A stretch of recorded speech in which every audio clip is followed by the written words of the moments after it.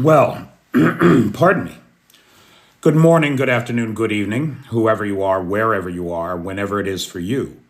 For me, it is just past midnight on Tuesday, March the 4th, which makes this the news for Monday, March the 3rd, 2025, day 1104 of Vladimir Putin's war of aggression against the people of Ukraine. I'm Peter Alexievich, and this is the Live at 5 from Kyiv, coming to you live from this major European capital currently under siege. Hey, Aiden. Hey, PH. Hey, Richard Prexis. Hey, Grotlin.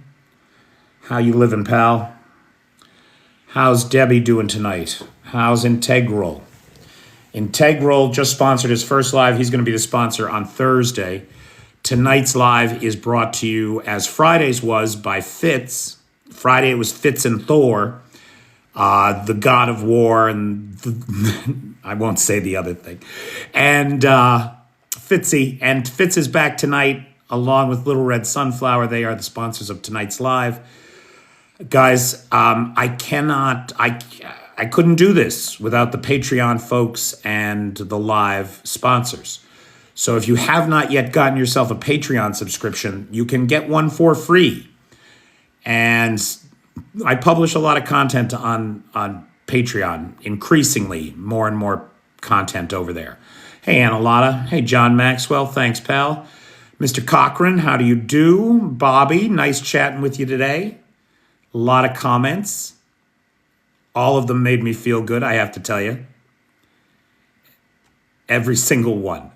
I really appreciate it, Bobby. Hey, G2. Hey, Bjorn. Hey, Paul Smith. All right, the peeps are coming in, and we have quite a lot to discuss today. So let's start out with last night's missile and drone attack against the territory of Ukraine. Now, if you remember, my buddy Dragon said that he thought that things would slow down when it started to warm up. And it was warm today, right? Like almost 40 in Kyiv. What is that? Like +4 Celsius, right? And we saw the number of drones sent last night cut in half. After a week of over 1,000 drones, last night we saw just 83 drones at the territory of Ukraine. 46 of them shot down, another 31 decoys taken out with active countermeasures. That's a 93% interception rate, 92.7, right? Huge, really great stuff. That did not stop the Russian missile attack on a training base in the Dnipropetrovsk region of Ukraine. The Russians very accurately, and in one of the worst attacks of the war, hit a training center in Dnipropetrovsk, killing at least 150 Ukrainian trainees and 30 foreign trainers. Now, among those had to be Americans, but we don't have the details yet. But Ukraine is in mourning today over that hit. The big news, of course, the news that all of us have been trying to figure out, correct, Bob? 180, right? Trainers and students combined. Yeah, it's terrible. It's a terrible, these kids, you think about it, that's 150 kids that never even got to the front line. Just taken out in training. It's a bad weekend. Now, on top of that, you have the absolute betrayal of Ukraine by the United States. Friday, we saw the biggest political realignment of the last 80 years. And D.C. perfectly aligned with the Kremlin. Make no mistake. That's what we're hearing. Everything that Trump does suddenly makes sense if you just accept the basic fact that he is a creature of the Kremlin and he does the bidding of Vladimir Putin. Dmitry Peskov, Putin mouthpiece, Kremlin mouthpiece, said the words that Trump's foreign policy largely coincides with our vision. Now, if your foreign policy coincides with the vision of the Russians, there's a fucking problem. Clearly there is. And the Russians are taking great advantage of it. The champagne corks are popping all over Moscow and St. Petersburg. Make no mistake. The Russians believe that they have finally won the Cold War, and as far as I can tell, they did, with the subversion of the U.S. federal government, which is now headed toward a shutdown, which is exactly what the Russians want more than anything. The United States out of business. And Trump went a long way on Friday to helping that cause along, boy. Did he ever. Now, some of us may remember Winston Churchill in 1942 going to the White House dressed in his olive drab because his nation was at war, fighting the Nazi menace alone, coming to America, the home of democracy, the land of the free, the home of the brave, to ask for help in the fight against fascism, only to be told no. Zelensky shows up, and people want to know, Marjorie Taylor Greene's fuck toy wants to know if he owns a suit. The condescending, infantile, schoolyard bullying of this setup. And let's be clear, it was a setup. If you don't think it was a setup, ask yourself this question. Why the fuck was the vice president there? Think about your whole life. When do you ever see the president and vice president together?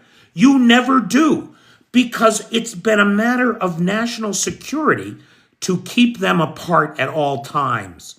They only come together for the most serious state events. If there had been, God forbid, a terrorist attack, a bombing, or an assassination attempt, the president and vice president would both be subject to that danger. That is why we have always kept them apart at all times and in all circumstances for your entire life. Right? Why the fuck was he there? And why the fuck was Marjorie Taylor Greene's boyfriend allowed to ask the question, don't you own a suit? If that wasn't a fucking setup, I don't know what was. And clearly, it is a setup so that the Trump administration can say to the world, Zelensky is the one who won't negotiate. No, Zelensky won't capitulate. And what the U.S. administration is asking for from Ukraine these days is goddamn tantamount to surrender. They have taken all security guarantees off the table. What did Trump say on Friday? NATO, you can forget about NATO for Ukraine. Just took it right off the table, gave it to the Russians. No security guarantees? Why the fuck would Ukraine sign any deals? Certainly one that is a neo-colonial economic coercion that will indebt Ukraine to the United States for generations, needlessly, selfishly, stupidly, and baselessly, more importantly, baselessly. So it is just obscene. Trump, for his part, is justifying his actions by retweeting bullshit from amateur photographers and bloggers. Like, I'm not even kidding.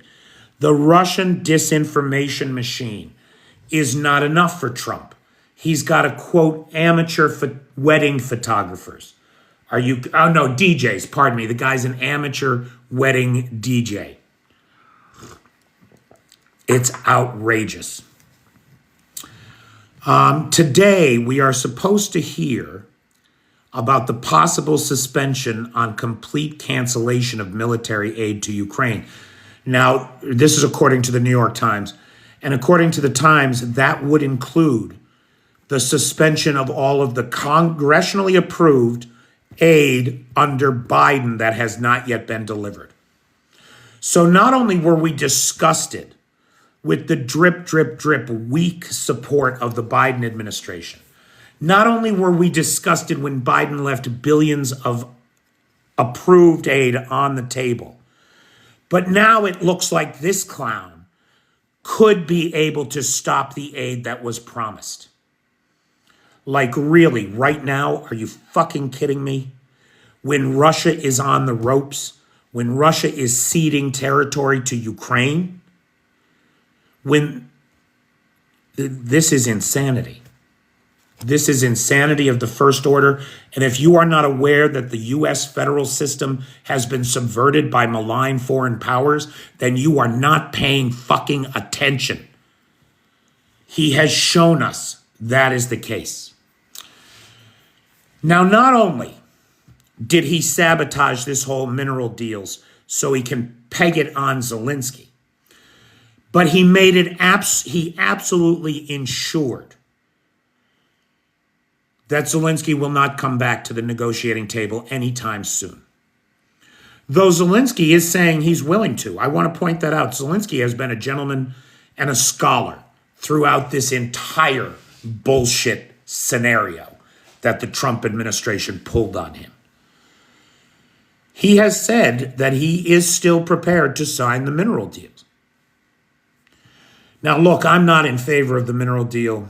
I'm really not. But it's not my call, right? It's the Ukrainians' call. We all have to support the Ukrainians in doing what they need to do to survive this thing. This is an existential matter for them. So if this deal gives Ukraine the security guarantees that it needs, it gives it a tie to U.S. capital investment. It generates jobs for Ukrainians and provides some level of security, whether it's weapons deliveries or whatever. If that's good enough for the Ukrainians, it's good enough for me. So if he wants to sign the deal, that's his business. But what I discourage, what I would beg, plead with the president's office, if I could, Mr. Zelensky, under no circumstances, apologize for the victim-blaming attack and assault you suffered at the hands of a bunch of guys who are guilty of SA. Where else? Why, right? Who else would you expect the kind of victim-blaming we saw, except from a bunch of fucking grapists? And Trump and Vance are both in that camp. Come on, we know that. If you apologize to Donald Trump, all it will do is give him license to abuse you further. He will not respond well to any weakness. He is desperate for this deal. And in his desperation, he tried to strong-arm a man who can't be strong-armed. A man who, when asked if he wanted to flee the assassins coming for him, said, "I don't need a ride, I need ammunition." This is not a person that you can strong-arm. This is a person who, with a country 1/5 the population of Russia's, has held off the Russian invasion and indeed pushed it back against all odds. So to apologize to him is simply to acknowledge his dominance, that you must kiss his ring to get whatever it is you need from him. This is bullshit. He needs you more than you need him now. His tariffs have shut China's access to American rare earths off. Tesla's going to be out of business without neodymium to make those magnets. Ukraine has all the fucking cards here. Donald Trump says you have no cards. Fuck that noise. Ukraine has the cards. And more importantly, right is on their side. So I strongly discourage the president of Ukraine from ever apologizing for the assault on himself and the lack of decorum he was shown. For her part, Tulsi Gabbard is doing exactly what the Kremlin pays her to do, repeating their fucking lies. The bullshit she said on Fox News Sunday, outrageous. I live in Ukraine. I'm very aware that the media here is free. My life is a shining example of a free press, a free and independent press in Ukraine. Nothing this woman said on Sunday approached the truth. She is a national embarrassment and a tool of the Kremlin. Now, just to review, I would like to highlight for everybody the favors that the Trump administration in just 6 weeks has done for the Kremlin, besides the fiasco on Friday, which went a long way toward the diminution of American power in the world. I mean, we are seeing the sun set on the American international hegemony, and it is at the hands of Donald Trump. We saw the introduction of gold card citizenship. Many of these Russian oligarchs are afraid that Russia is about to implode, that the power vacuum left behind when Vladimir Putin invariably dies or is assassinated will mean an implosion of some violence, and with independent warlords across the nation vying for control of the Kremlin. This is a very real future for Russia. And so what does Donald Trump do? He gives them all an escape route.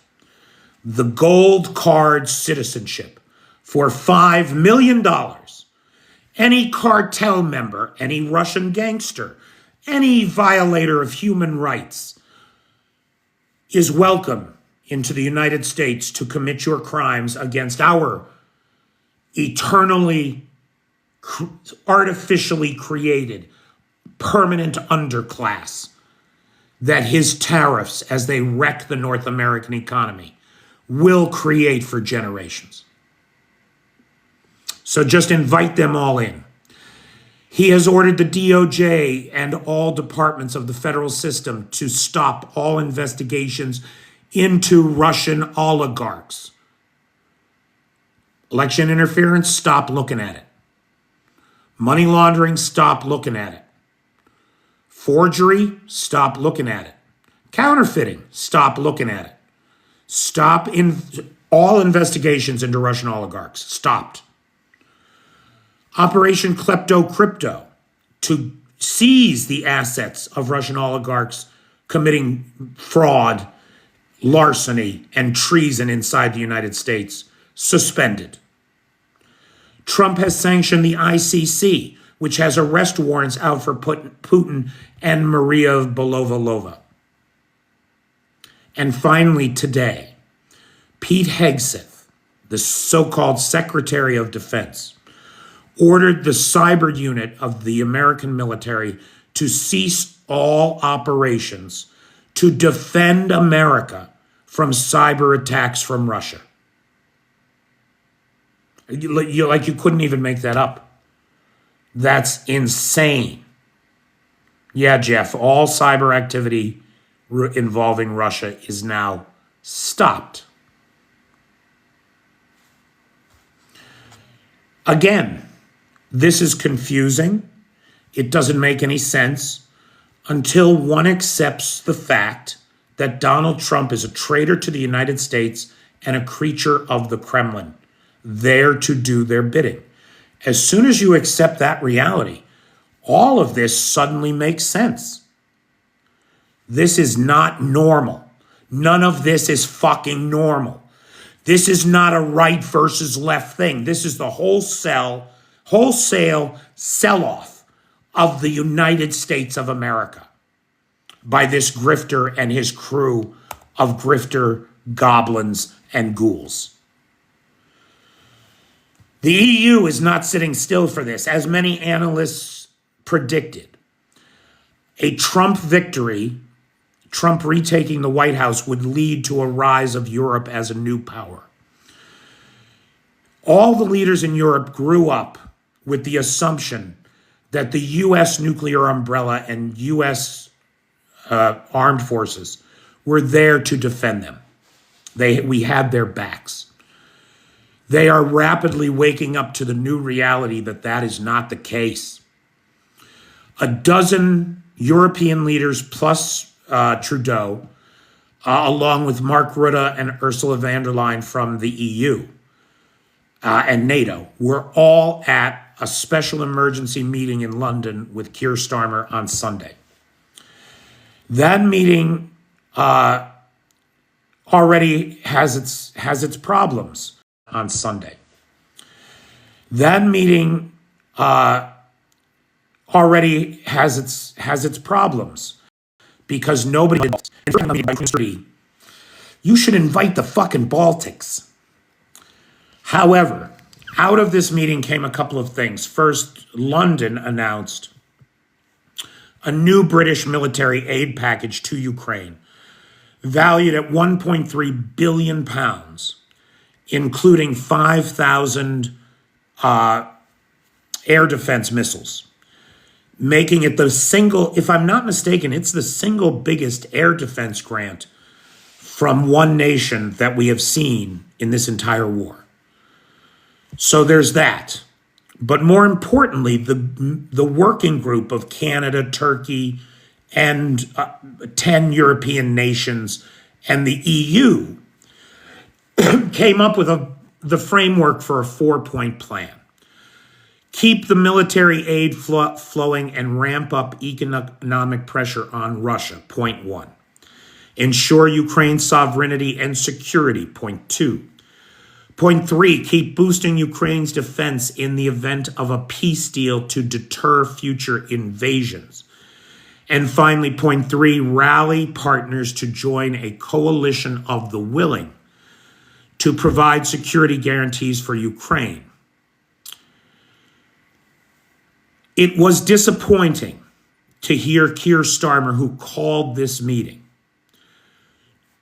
of Europe essentially standing on its own for the first time since the end of World War II, without the notion of a full American security umbrella. Starmer did say the words that we need U.S. backing to succeed.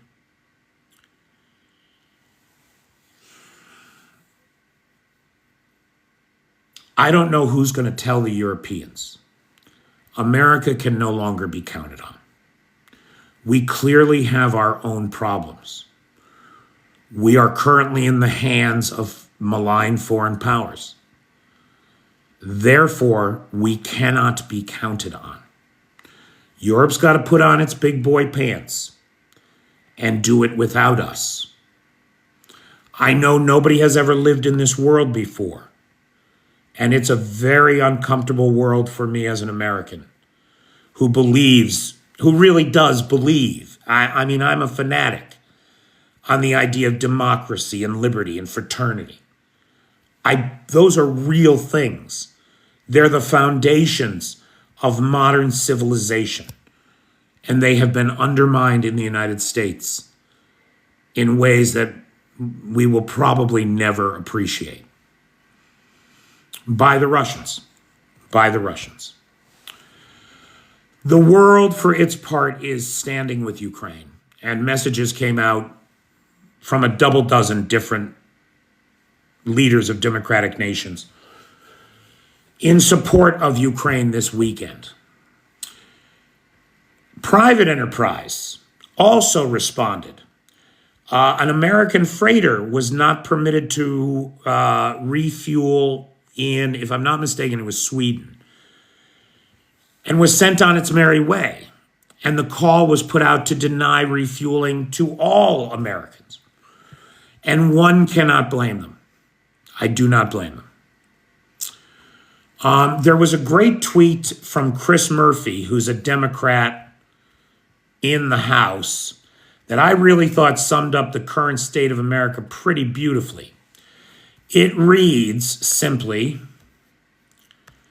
measles outbreaks are high, grocery and gas prices are up, bird flu is spreading, all our allies hate us, air travel is getting unsafe, the stock market is tanking, the government is about to shut down, he's only been president for 6 weeks, this is just the beginning.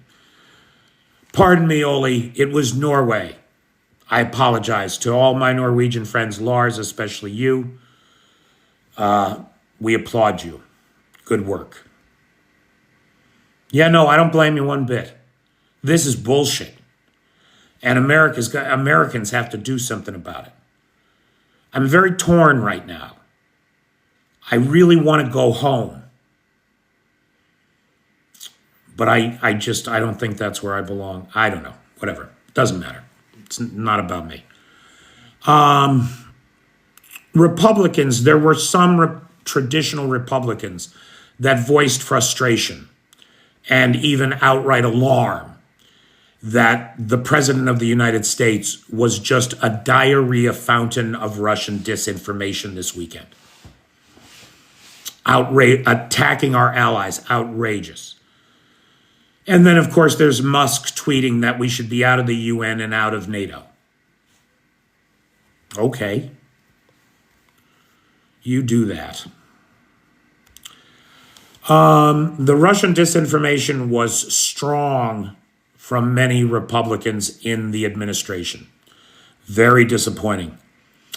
J.D. Vance, for his part, was shamed out of going skiing in Vermont. He was met with protesters who told him to go ski in Russia, which I really, really enjoyed. One of my Patreon supporters, Blue Star, sent me pictures of the old oak tree in front of her house that she's wrapped some blue and yellow on. And I really loved it. It went to the point that no matter who you are, no matter what you have going on, everybody can do something to stand with Ukraine. That each one of these little acts creates ripples of hope that you may never know about, but they're real. It's a real thing. So I want to encourage everybody that follows this channel to please put up Ukrainian flags or decorate something in blue and yellow where people can see it and send me the pictures. And I will make videos about you and I will show the pictures to Ukrainians and it will make them feel good and will generate more ripples of hope and fraternity at this time of betrayal. Now, look, I don't want to make too big a deal out of this, but on the front line, okay, so two things happened. One, we don't really know if the Ukrainians withdrew or if the Russians pushed them out. I mean, it amounts to the same thing. But there's a western section of Kursk south of the same river. There's nothing there really but farmland and woods. And the Russians have it now. It's in Russian hands. But it's not clear whether the Ukrainians withdrew from there for some reason or if the Russians pushed them out. So that's unclear. Same amounts to the same thing. The Russians have more land in Kursk today than they did yesterday. So it does amount to the same thing. However, what is very clear is down around Pokrovsk and Toretsk, the Ukrainians are on the move. Now, I don't want to overstate their gains. The gains are small right now. But after months and months of grinding Russian advance, which seems to have slowed to nil now, and may even be reversing, we may be seeing the culmination of the Russian army in Pokrovsk and Toretsk, at the very least. Because we've also seen Ukrainians retake Russian positions around Vovchansk, in the southeast of Kursk, along the Crimea line, and in Zaporizhia. So we haven't really been talking about the front line on this channel for a year because it's barely moved. Anytime there was a movement, we talked about it, but there never was a significant movement in the last year.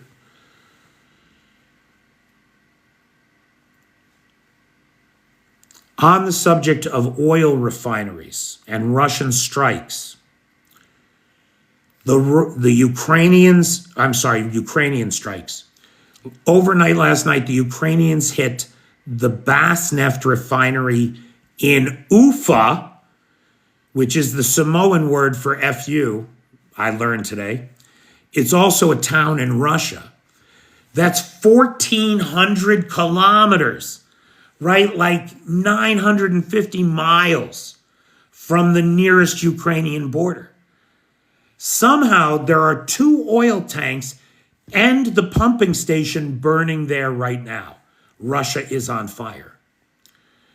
So the Ukrainians are keeping up the pressure, and that's good news. This is now the 20th, for those of you playing oil refinery bingo, this is the 20th oil refinery to be hit, the 41st strike against a Russian oil refinery. Okay, phew. It's a big day. I mean, look, this is the biggest geopolitical week in 80 years. We're living through history. We're living through history.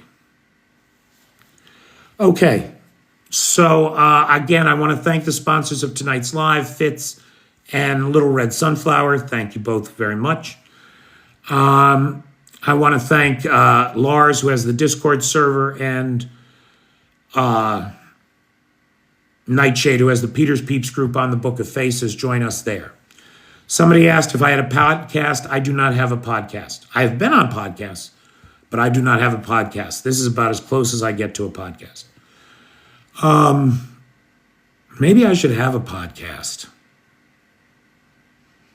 I'm doing an interview on Friday with a dear friend of mine, works for Ukrainian radio, Victoria, who I've done interviews with before. And maybe we should have a podcast. That's an interesting idea. You think so? I don't even know where to start with that.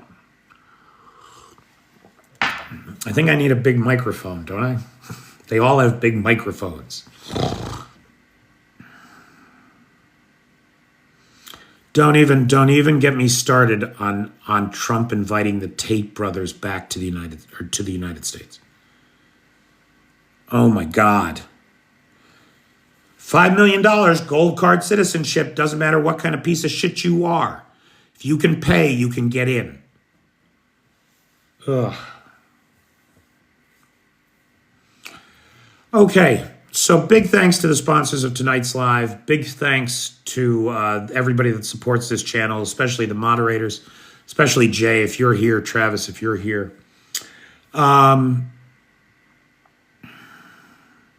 Questions. Oh, what time is it, guys? I don't know what time. I can't see what time it is. Can somebody tell me what time it is? I feel like that went really long. There's just so much to talk about. It's only 5:38. I got that done in 40 minutes. Okay. I feel good about that. So we have time to talk. Questions, cookies. Fuck you, Anthony. Hey, Flippy. Hey, Jerry-O. Hey, Sarge. Mike Mawood. Hey, Truthful, how you doing? You got a little rambunctious there earlier, buddy. Thank you for that. That was I appreciated you taking care of that. People are not getting notifications. When will this be on Patreon? I don't post the lives on Patreon. I post them to YouTube, Eli. They all get posted to YouTube, and they get posted to the Peter's Peeps public group on the Book of Faces, if you're not in that. Integral wants to know about thoughts on tariffs in North America. Look, it is Donald Trump's design not just to wreck the economy of the U.S. It's his design to wreck the economy of Canada and Mexico, all of North America. Because he believes that with their economies wrecked, he'll be able to absorb them like a colonial emperor. That's clearly what's going on, because everyone knows the debilitating economic effects of tariffs. In eighth fucking grade in the United States, you first study Smoot-Hawley and how tariffs brought on the Great Depression. That yes, we were in an economic recession, things were bad in the United States. Then Congress enacted all these tariffs and destroyed the economy, brought on the Great Depression. We all know that. We all know no modern, what are they called? Keynesian. The Keynesian economists all embrace the whole notion of opportunity cost and free markets. It's a nightmare to enact tariffs. The job-killing inflationary nature of tariffs and the trade war that he will start if he does this will tank the economy not of the USA but of North America. And I absolutely believe that that is his goal. He wants them to grovel to him. Yes, exactly.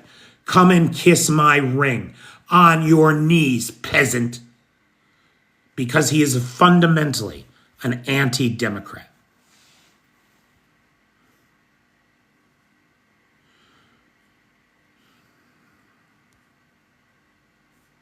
Sarge, I wish I knew. But nobody seems to have the political will to resist him. The political delusion to tell ourselves that this is normal. That, oh, he's just extreme, or he's a populist, but really it's just business as usual in Washington. No, this is not business as usual. This is the subversion of the U.S. federal system by malign foreign powers in the Kremlin, in the person of Donald Trump, acting under Kremlin orders to disassemble the federal system from within, which is the only way you could ever beat America, right? The bastards knew this all along. The only way to beat America was from within. And so they fed the internet generation on a pack of lies that suckered Americans into hating themselves.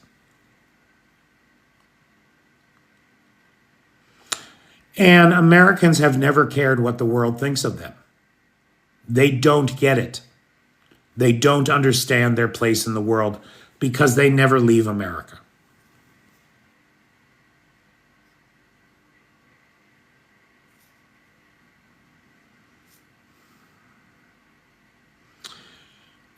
Be nice. See, that's what I was going to say to Sean, but I thought, see, that's the problem, right? Like, you think he's playing fair. The political establishment in the United States is insisting to the media that, yes, he's an outsider, he speaks his mind, but he's playing fair. No, he fucking is not. He's assumed extra executive powers. He has ignored the courts, the system of checks and balances. He has compromised the Congress. Anybody who would vote to approve for a cabinet position, especially one as important or critical as Secretary of Defense, and that candidate can't say the words, Russia started the war, you know that we're living in a dystopian nightmare future. This is not business as usual. This is not normal politics. And so one cannot expect any normalcy from them.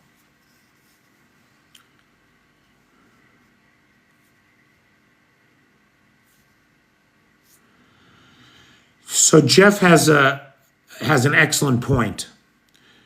Have I noticed MAGA echoing Putin's demand that Zelensky step down? I have. And of course they are, because J.D. Vance has repeated it. Tulsi Gabbard was on Fox News Sunday repeating that lie. That is, Look, these talking points that are coming from the MAGA faithful are written by Kremlin propagandists. There's a Trump, White House spokespeople, and Kremlin propagandists are a Venn diagram of a fucking circle. It's not an accident.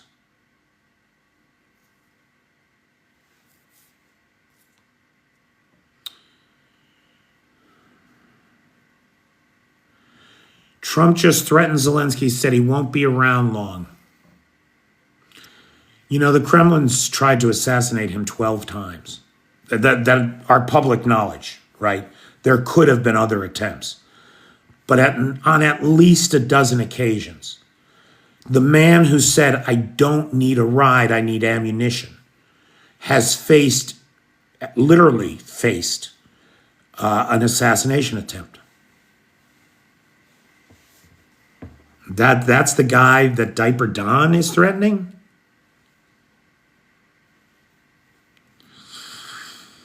Sad. It's so sad. It makes me sad that the president is such a fuck up. How could the Kremlin take over the whole political system of the US? That is a great question.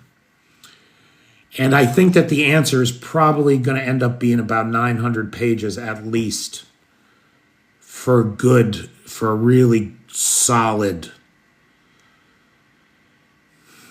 understanding. The short answer is this. They played a long game. And where Lenin said that the West is full of useless idiots, what Lenin didn't have at his disposal was the fucking internet. Prigozhin, because it was, from what I can tell, it was mostly Prigozhin. Prigozhin weaponized the internet and created a million zombie bots that would spew Russian disinformation at the Kremlin's will. And they suckered America into hating itself with a pack of lies that Americans in a debilitated educational system believed. I mean, think about it, right? Half the people you know, just think about this, half the people you know are below average intelligence.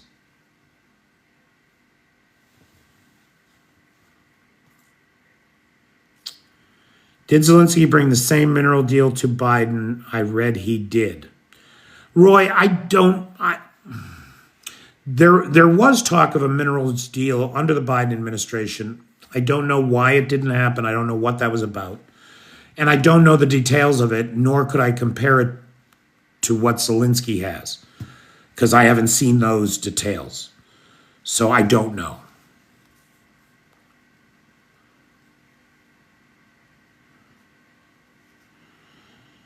Yep. 5th grade level is doing pretty good.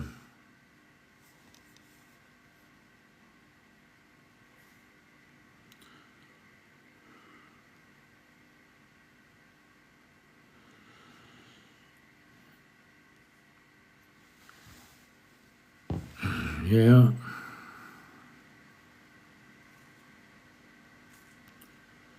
Good evening, Jolie. Hey, Mike. Hey, Yulia. How you doing?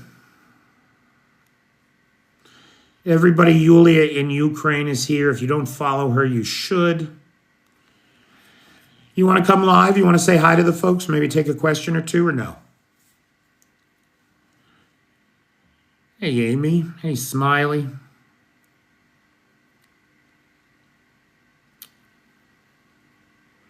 Trump is working overtime to normalize bad behavior. There's an understatement. Hey, Steve with a V. How's everybody doing tonight?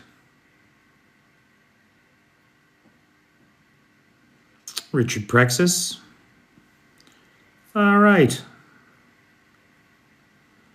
Bada, bada, bada, bada, bada.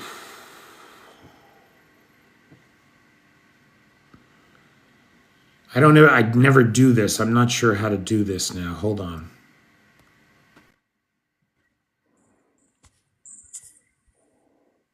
Hi, everyone. Oh, are you there? Yeah, I'm here. Oh, nice. So, everybody, this is Yulia in Ukraine. Well, you're not local exactly these days, right? But you're from just up the road here, aren't you? Uh, I'm what? I didn't hear that question. Can you repeat, Peter? You're local, right? Like Irpin or Bucha or somewhere? Yep. European, yep. Irpin, sorry. Yep. So, everybody, Yulia's local. She's from Irpin. She's a content creator here on YouTube. If you don't follow her, you should, certainly. Um, Yulia, what were we talking about earlier tonight? There was a Oh, lot my of it. optimism for European independence. Yes. So, one of the things I think that came out of the fiasco of Friday was Sunday's emergency meeting where the Baltics were not invited, unfortunately, but with Canada, Turkey, and a bunch of your EU officials and European leaders. And they came up with a 4 point framework for continuing support to Ukraine. But you pointed out quite correctly that a number of them were reticent to kind of sign off on this future if it didn't include the United States. Is that about where we were at? Yeah, yep. So I'm suggesting that to count on the United States now is naive, that in the hands of Donald Trump, we just cannot be counted on, I'm afraid to say. And that Europe needs to emerge out of this notion that the American security umbrella will be there for them. I think it's clear that Trump has every intention of demolishing it if he can. And so, what I'm hopeful for, and I think you are too, tell me if I'm wrong, is that Europe will stand up, Europe will adhere to its 4 points and make that real for Ukraine in the near term. I agree with you, Peter, completely. And honestly, if I'm gonna be honest, I was more disappointed with Europe than I was with Trump. And let me explain before, like, I know this sounds controversial, because here's the thing. Like, Not if you have the honestly, appropriately set expectations for Trump, it doesn't. It sounds like a yes. perfectly reasonable thing. Go ahead, sorry. Exactly. You pretty much like honestly, I was like I wasn't expecting this, but I wasn't surprised at all. Like honestly, when everything started coming out, that's why I was one of the first people that brought up the interview he Trump made to Fox News on the 26th of February, where he clearly stated that he's not going to provide any security guarantees in this mineral deal. Literally, that's literally his quote that he said on the Fox News. And that's when I saw that on February 26th. And actually, I sent this, and I'm going to ask you a question in return, Peter. I'll explain who I sent this to a little later. But I honestly asked that person, like, then what's the point? Because then he goes into, like, Ukraine has great rare earth, like, right, like, United States, yes, we're leading in everything else, AI and stuff like that, but we really need, like, resources. So, which is Ukraine is really like rich in, which we all, of course, know. We Ukrainians have been knowing of this ever since pretty much ever. And that's why we have been so negative of all of our governments, honestly, actually, since Ukraine's independence, because pretty much we have been selling ourselves to Russia. That has been ever since our independence, unfortunately, right? We had so many incredible great resources, not just in the Donbass but in the Carpathian region as well, of course. Like, so Ukraine is fully surrounded with great resources. So again, we are fully aware of that, and actually we are aware that's one of the reasons that Russia invaded. Duh. It's not, when it comes to land, the concept of land is not just territory. Yes, it is territory, but it's how the territory can be used, can be used. And it can be used for valuable resources, of course, or let's say potential further invasions into other partners and so on and so forth. Okay, because we had historically Stalin Well, pretty much draining Ukraine out of everything that it had, like literally draining Ukraine dry of everything that Ukraine had. Moscow was fully able to cooperate, to exist for such a long time because fully of Ukraine during the USSR and our resources. You know?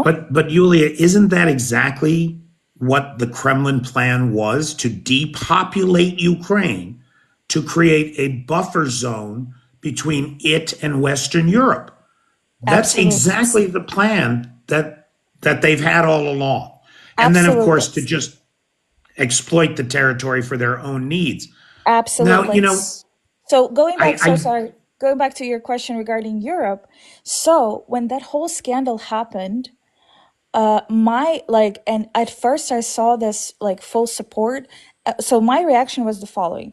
I, of course, felt like anger and stuff like that, as any Ukrainian. Of course, I was fully upset and stuff like that, because at the end of the day, whatever anyone thinks of Zelensky, he's still a representative of the Ukrainian nation. He's the spokesperson for the Ukraine. If you disrespect Zelensky, you're disrespecting the Ukrainian people.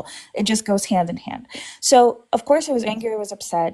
But then I saw this whole like uprising of support. And I thought to myself, finally, and not only because of Zelensky, because literally, how can you, and I'm talking about Europe specifically, I'm answering your question regarding Europe. How can you allow JD Vance, which is not even the president, he's just the vice president, literally during the whole meeting, telling you off like he owns the place, right? That's the first signal where literally the phrase America first is being thrown Julia, in your face. Yes, not the first. Julia, Yes. I got to back up here for a second, Okay. and I just got to point this out to you Okay. because, right? I mean, I think you lived in the United States for a while, didn't you? Yes. Yes, I have. Okay, so, but that doesn't make you an American. No. And when you're an American, the very first thing that you think when you look at that scene is, what the fuck is JD Vance doing there? Because Yes. for our whole lives, right? You never see the president with the vice president. They, for national security, they are always kept separate. Of So if there's course. an assassination or a bomb, you don't lose both of them. They are never fucking together. What the fuck was he doing there? Exactly. So again, like, so he tells you like the whole room of a bunch of European leaders, and he tells it right to your face, America first. You ignore that. No, hold on. Like, you ignore that. You ignore that. You completely, like, yes, you stand up a little, you lecture him a little, but then you also see with the situation with Zelensky, he did not walk out, or the Trump administration did not walk out and heard you and, let's say, like, analyzed what has happened and maybe potentially considered of not like escalating like anymore. Okay, no, he literally, like, he done this to Zelensky as well, much, much, much worse. And what you do after that, so pretty much you were spit on once, right in your faces, but fine, you ignore that. You were spit a second time at a leader that's literally at war, okay? And then you pretty much still gather all together and use this person that was spit on to go and like lick the boots and bow and apologize. And like, what is wrong with you? Like, how absolutely useless and pathetic and absolutely lacking some type of a backbone. So yeah, I still go back to this whole like, again, the only way I would want for, let's say, potentially negotiations to maybe restart again, if there are really, like, let's say, serious security guarantees for Ukraine on paper. which I know is not going to happen because Donald Trump, he will not sign anything where he would need to perform later, which I'm saying perform and take responsibility and accountability. He's just not going to do that, Peter. Then what's You the know, point of this deal? the worst part of all this is, besides the terrible treatment that Zelensky got, and by extension the Ukrainian people, the smack in the face it was, for which the rational among us can only apologize. The really the worst part is it's all meaningless because Putin doesn't want peace. He's not about to give up. He thinks he's winning. And he's already got all these things that he won't agree to. He's certainly not going to agree to NATO peacekeepers on the border with Russia. That's not going to happen. So it's all bullshit. That's the worst part of it. Zelensky was insulted over shit that doesn't matter and will never get done, Exactly. I completely just so agree. that they can scapegoat the failure on him. Absolutely. Absolutely. Yeah. And It's this is why obscene. I don't think, again, European partners, especially European partners, will, because here's the thing, I don't really understand why they're prolonging, like they are, I'm seeing that they do understand now more than ever that the threat is literally coming closer and closer to them.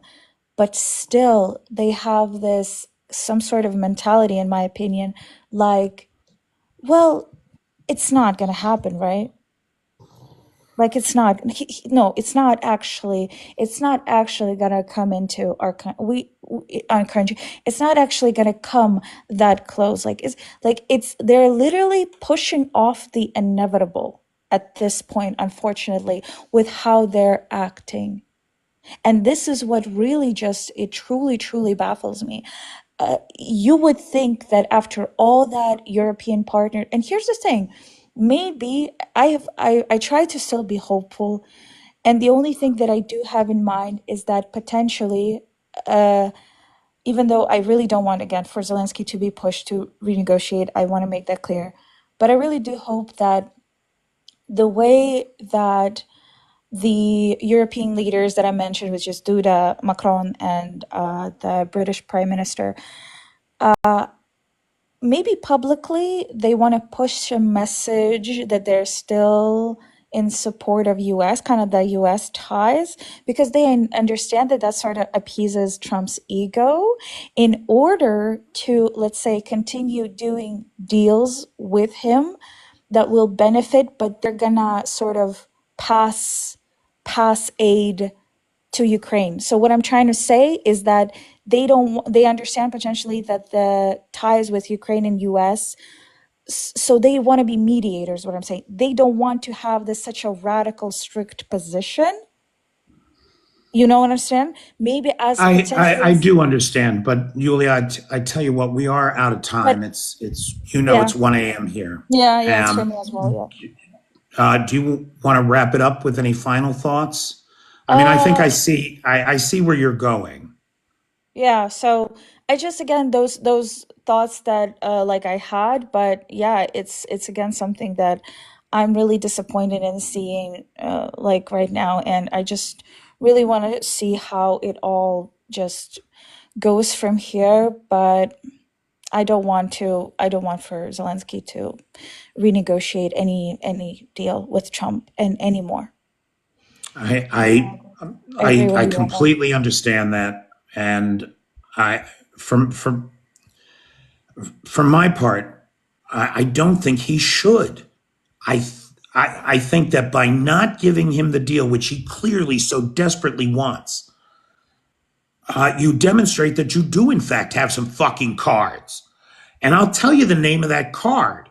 It's neodymium, right? Do you know what that is? Oh, it's the first time I'm hearing this. So, no, I don't have it here. I have one. Neodymium is a very strong magnet base, right? It's a base for making very strong magnets. Every Tesla made needs neodymium Now, look, the only source of it is China. Ukraine's got 5% of the world's supply. You can't make a fucking Tesla without it. And as part of Trump's bullshit tariff war, the Chinese have stopped the export of neodymium. So I think that much of this need to get it done now, sign it now, get it done now, is the desperation of his $250 million campaign donor to keep his fucking business afloat, even as worldwide sales collapse, because he cannot make Teslas without neodymium. And 5% of the world's known reserves are here. Wow, that's a great point. I didn't know that. Thank you for educating me on this. I'm so happy that I joined this live because I really did not know this information. But it makes perfect Follow the sense. money. It makes It was perfect so sense, nice of Peter. you to stop by. Thank you. I Thank never you for have guests having on. me as always, Peter. I absolutely, yeah, I'm so sorry that I'm not as active on TikTok, but yeah, it's just No, I'm sure you're busy. life. Yeah, it's just life. But yeah, I'll be messaging you and we will still organize some sort of a meeting soon if you don't mind, especially like in Hey, European and stuff like that. hey, while I have your ear, Yeah. you know, of course, that under this administration, USAID funding has stopped, and so America House Kyiv is closed. Are Yep. you familiar with America House Kyiv? Yes, of course. So it's a cultural, so for Americans, it's a USAID cultural relations uh, project. And it provided some good services to Ukrainians in Kyiv. There was a conversational English language group. They did American movie nights. They did art gallery uh, displays. And so they did a lot of good, right? And all of that is now lost. So um, I'm sort of trying to get those activities restarted. And we start on Wednesday, this Wednesday, if you're around, uh, at Gonzo Bar Lukianivska. That's Copernica 2. We're having the first conversations with English language or English conversational group meeting, which will follow the same format, be at the same time, and in the same neighborhood as the America House Kyiv conversational English group was. And then the other thing we're doing is we're getting American movie nights restarted. And so I'm hopeful that we'll have a theater this week and we'll be able to get American movie nights going again. So look for those kinds of, if you're in Kyiv and you miss any of the America House events, look for those events coming out of my Facebook pages.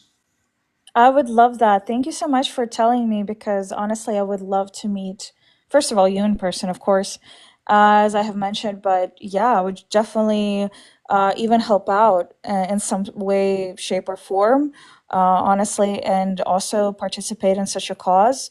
So yeah, I won't be able to I'll send you unfortunately. some links Yeah, when absolutely. we're I won't done. be able to unfortunately meet this Wednesday because I do have to work, but I will definitely check out the links that you will send to me because that sounds incredible. Honestly, I have always believed that this is something that Kyiv and just Ukraine misses just in general is more experience with like again expats and things like that and for for the exchange of just cultures and things like that. So it's incredible that you do this too. Additionally, Peter, to what you do on TikTok. So thank you for that, and I'll be waiting for sure. Awesome. Talk to you soon.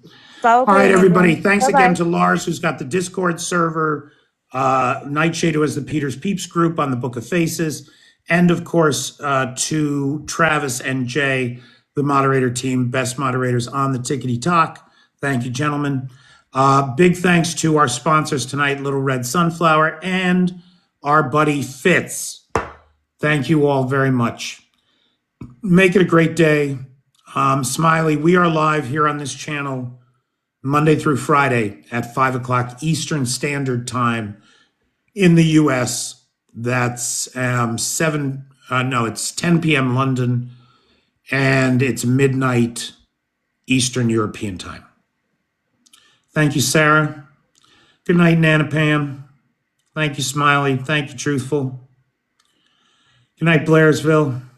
Loved your witch.